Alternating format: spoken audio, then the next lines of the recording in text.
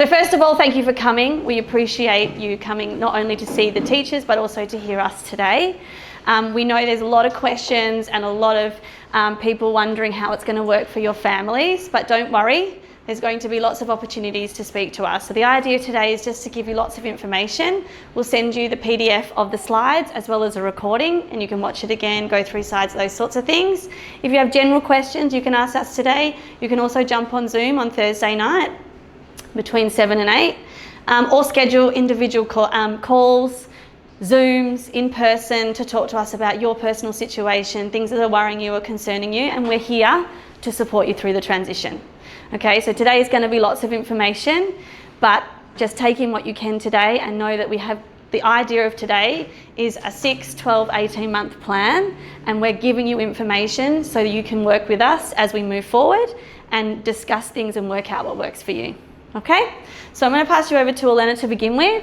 Miss Chloe is unfortunately not feeling so well today, and so her projection of voice is not so good. So I'm going to present today with Miss Elena, but Chloe will be a part of the Q&As and things like that as we go on. So I got the difficult one. Yeah. I got that one. Like Shannon said, I do apologise. I fear that my voice won't project clearly. And I'm aware that English is not everybody's first language. I'm aware that I have a very distinct accent, and I feel like if I cannot project that very clearly, you might not hear what's happening very well. And so Miss Shannon has kindly jumped in. She will do the presentation for us. All right, we'll pass over to Elena. Thank you so much, Miss Chloe and Miss Shannon.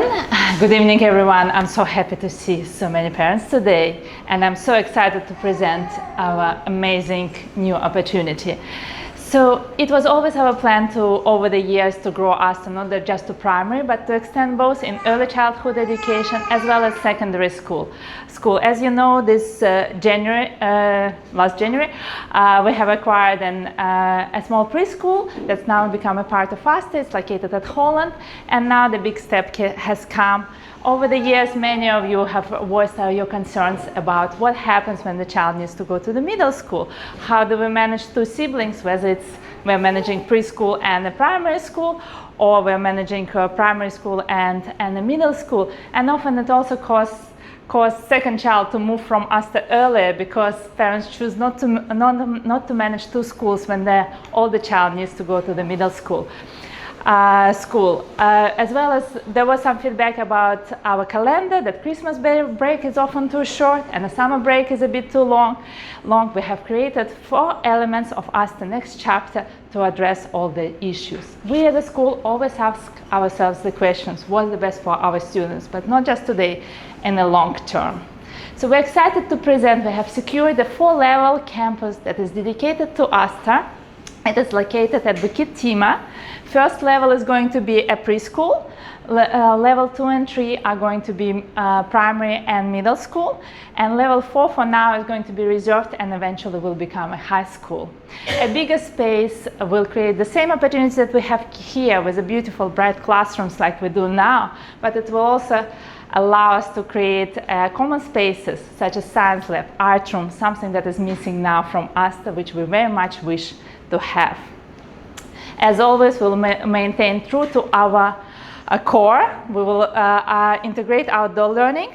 Learning will create a couple of playgrounds on site at the building, as well as this particular building is located right across the road from Bukit Timah Nature Reserve, and there is an overhead bridge that leads to Bukit Timah Nature Reserve. So it's our plan to integrate walks to Bukit Timah Reserve into our lessons and curriculum. So new campus is located only 4 minutes walk from Beauty World MRT. So MRT's access is another pro for us moving into our own building. The neighborhood is beautiful with lots of everyday amenities that we're missing here, such as cafes and shopping. And to mitigate the move itself during the transition periods for half a year, we're going to run a free shuttle bus from this campus to the Bukit Timah campus. So keep going. 4 elements of Astor. So 4 elements of Astor Future is our new home, a beautiful 4-level campus, a long-term pathway for our students, all the way from 18 months, and as of January we're going to open up to 14 years, so up to year 9, and eventually we're going to grow them into the high school.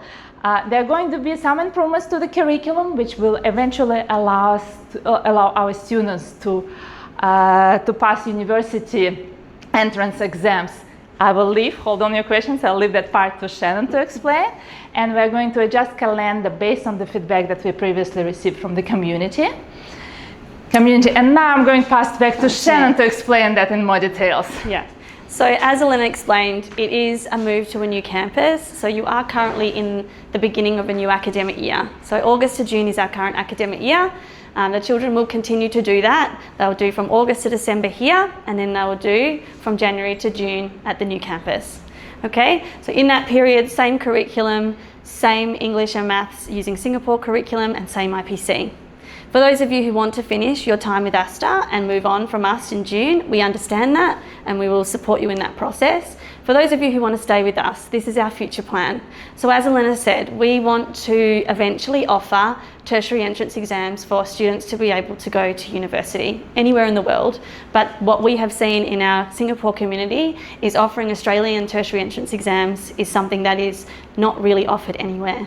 But given that that's what we want to do in the future, we need to run Australian curriculum to allow for that. So whilst you're probably thinking, well, that's for year 11s and 12s, it does filter back, okay? Also, for those tertiary entrance exams, in Australia, they have to be anywhere in the world that you're using HSE exams. They need to be scheduled at the same time that Australians would be sitting those exams. So that means it's around October and November each year. Therefore, we need to transition to a January to December calendar year. So how we're going to do that over the next 18 months.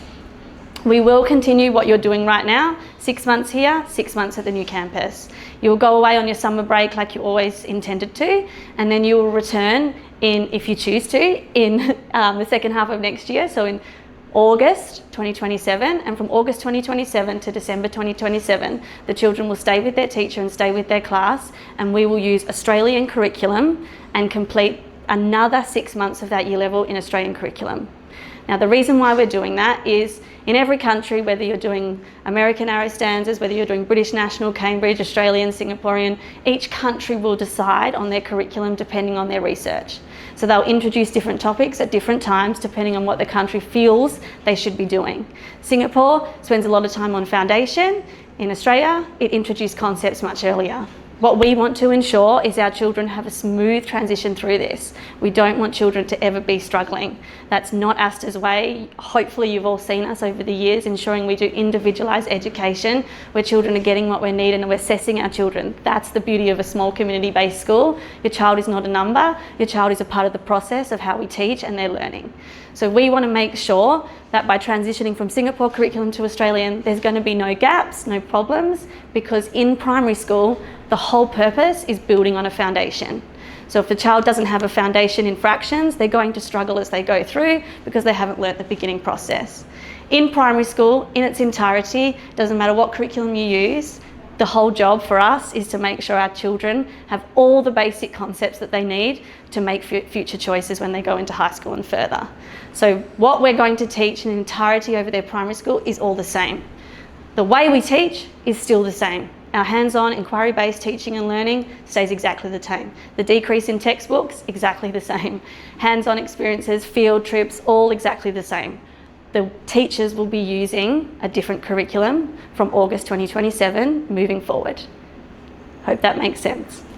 So as Elena said, we're moving into this 4-level building, and the process over time is going to be the introduction of Australian curriculum and then moving to a January to December academic year. Okay, I've explained this. So this is the big question that we think that you might be wondering. Will my child repeat a year?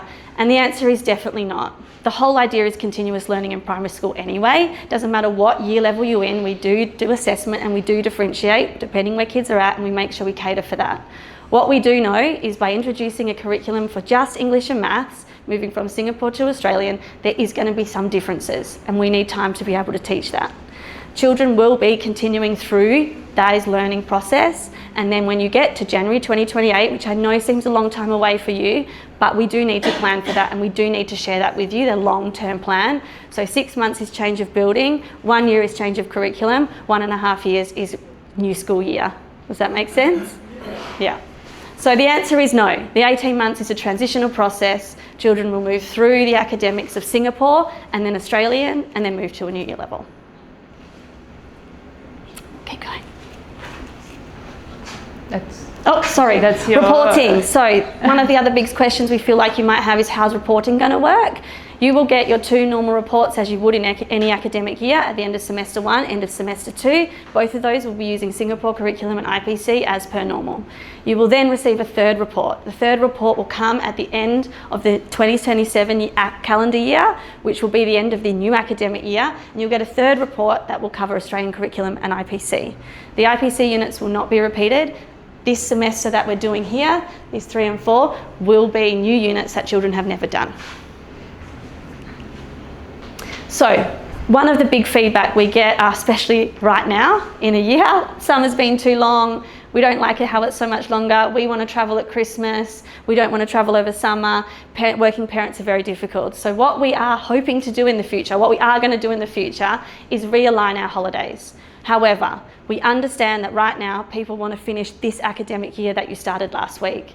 Therefore, no dates are changing. So you will still return in January after your Christmas break as you always will, and you'll still finish in June as you always would. So if you've already booked your summer break and all those sorts of things and you're well ahead of time, and your Easter holidays, none of those dates are changing. Okay, for this, moving into this academic year and then the calendar year, nothing is changing. The second half of the year will, okay? We are going to come back slightly earlier in August, okay? So the holidays will finish at the end of June, we'll come back earlier in August and then continue with the calendar year all the way till December, and we are having a 2-week break in October. Again, this is going to be different for everybody, but this is the feedback we've had a lot over the last 7 years, so creating more of a balanced mid-year and end-of-year holidays makes sense. Moving into the future, we will start slightly later in January, and then you'll have a 4-week break in December and a 5-week break in July, end of June, July. How long would the break generally be over the Christmas period? 4 weeks and 5 weeks. That's okay. 4 weeks and 5 weeks. Yeah. It might be 4.5, it might be 5.5, but around that, because we appreciate most people here in Singapore do, like a summer seems to be a big thing, but we also know many families want to travel at Christmas. So it just creates a bit more of an even spread, and also people taking the 2 weeks, the week in October, everyone's like, well, it's only a week, we can't really do much. So taking a longer break in October gives that option as well. Yeah.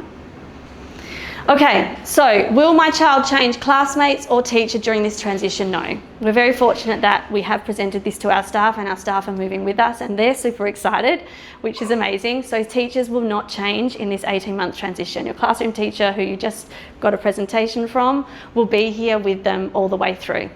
Okay, classmates, that depends. Hopefully not. We want you all to come on this journey with us. We want you to see what we feel is going to be an amazing opportunity for your children. So of course, if people choose to move on and leave us either in December, June, or further beyond, that is going to happen. We are hoping that through this transition and talking to you about your personal experience, personal situations, you will stay with us. Therefore, there will be a decrease in students changing in the class, but of course it can happen. I can't guarantee that. That's really on you guys. But the classroom teacher stays the same. Teaching and learning style, as I said before, nothing is changing with teaching and learning style. Many of you are at Astor because we don't have a huge emphasis on technology. We don't have a huge emphasis on assessment. We don't have a huge emphasis on using textbooks and just teaching question 1, 2, 3 and 4. Many of you are here because you want your children to have experiences from learning. That will stay the same. Even when we transition to Australian curriculum, our teaching and learning style stays the same. Now in primary school, this all makes sense. We're well aware when our children move to middle school, there is going to be longer school days, there is going to be more structured learning and more assessment. That will come, and if you stay on this journey with us, we'll share that with you when the time comes. But when it comes to primary school, nothing in our teaching and learning is going to change. Will there be a change in your daily schedule or your 2 fee options? No. The primary school will maintain the different pickup times depending on what you choose for your child, and the two fee schedules will also stay the same. You will still have the option of fixed fees and flexi fees. You'll still have the option of extracurricular activities. You'll still have the option to pick them every term. Yes, some of our extracurricular activities will have to change because of location. We're obviously not going to be going and using aqueducts here because it's just too far, but we will offer all of those same ECAs moving forward, okay? With the fee structures, it doesn't change. You still get to pick, you still get to choose what you want, how you want to manage it. It's all up to you. Nothing is changing there. We do have to say, with the introduction of a preschool on level 1, there will be an opportunity for students to go downstairs to the preschool and do extended days from August 2027 till 5 o'clock if that's something you might want. So with having a preschool on site, they obviously run a little differently, preschools, because their calendar is a little different. They run all year basically, and their hours are different, those sorts of things, which most of you have had experience maybe in Singapore with preschool. So there will be options for a 5 o'clock pickup from August. So we want you to come on this journey with us. We know it's a lot tonight. We're here to support you. We're here to answer questions. We're here to help you navigate through this. But some of the things we feel that you might be wondering about and might want some guarantee on, these are the things we want to offer you. So first of all, like we said, contractually, you have a 3-month notice. We're giving you lots of time now to think about it, to research, to ask us questions. And if you want to finish in December and not come with us to Bukit, we understand. We want you to, but we understand. If you want to finish your contract with the current academic year and finish in June of 2027, you have plenty of time to do that. You have plenty of time to come with us over to Bukit and see how it goes over there and see how you feel and see it. Right now we can't show you because we still have to renovate and we've got that big job ahead. But once we start in January, you get to see it and be a part of it. If you choose then to finish in June of 2027, that's okay too. But we are giving you so much time through this transition to think about it. So please think about it. Please ask us questions and just know that we're here to support you.